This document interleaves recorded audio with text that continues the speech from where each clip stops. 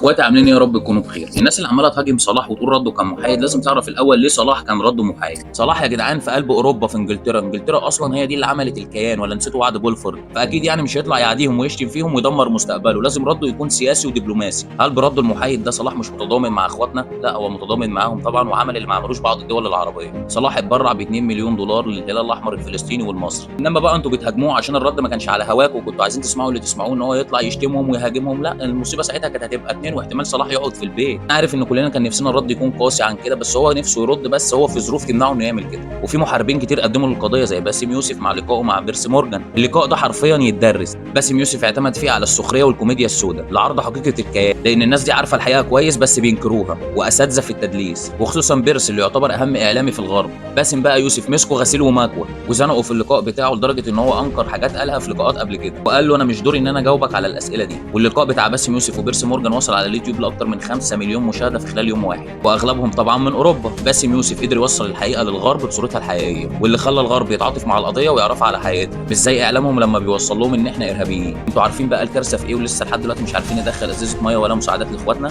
احنا 25 دوله عربيه مش بنصنع سلاحنا ولا علاجنا ولا بنزرع اكلنا، خايفين نتعاقب من دول بره. احنا في مصيبه. لما بصيت على المنتجات اللي المفروض ان احنا نقاطعها عشان نساعد اخواتنا ودي تبقى نقطه ضعف ليهم، لقيت ان 80% من استخداماتنا اليوميه بنستوردها من الكيان. وناس كتير تقول يلا نحارب، يلا ندخل جيشنا في حرب. يا جدعان احنا في وضع ما يسمحش لاي حاجه. احنا في الطبيعي لسه اصلا دولتنا لسه المفروض بتقوم، لسه اقتصادنا واقع، مش مستحملين حرب، وما نقدرش نخش مع دول عظمى حرب.